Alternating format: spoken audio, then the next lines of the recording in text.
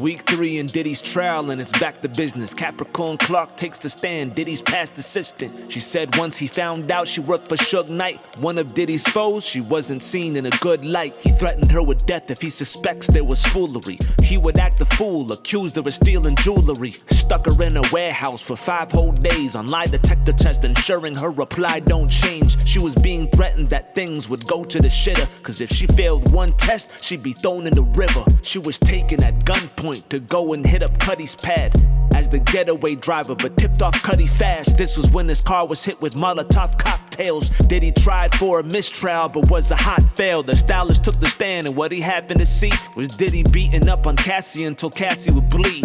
Another violent story told in court, and that's for sure, wow. But then Cassie went into labor and had the 3rd child. The next past assistant took the stand, and the next days they called her Mia, and she worked for Diddy for a decade. She testified about Cassie's harsh abuse at the home, but she also would testify on some abuse of her own. Sexually assaulted, she thought it wasn't worth the fight. She lived with them, and he sneak inside her room in certain nights. In cross-examination, her credibility got cracked. 'Cause 6 years after leaving, she would keep in contact. Gave him birthday shout-outs on socials was a bad look, calling him a legend and making Diddy a scrapbook. A lot of loving texts through the years looking extra phony. All this evidence is contradicting Mia's testimony. A psychologist was used to hit him right back and used trauma bonding as a thing to try to fight that. Trump was asked if Diddy gets a pardon from him, but his response prompted chances were probably slim. Was Capricorn Clark there testifying tales? Suge Knight confirmed as he testified from jail.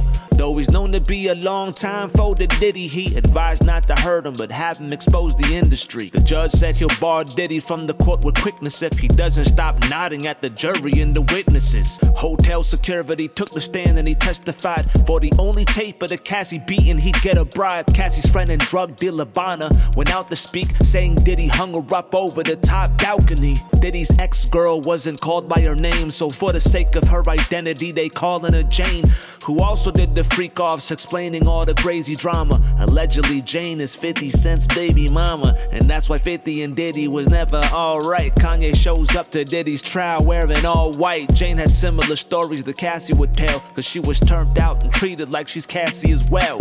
They played audio of Cassie starting to Kirk, threatening to kill dude on the phone and hide his parts in the dirt for saving footage of a freak off in the phone he had, cause this ain't the type of footage homie is supposed to have. After weeks of testimony thrown in his whole face, Diddy decided not to testify in his own case. When it's time for defense to get into the business, it took 20 minutes, no evidence or witness.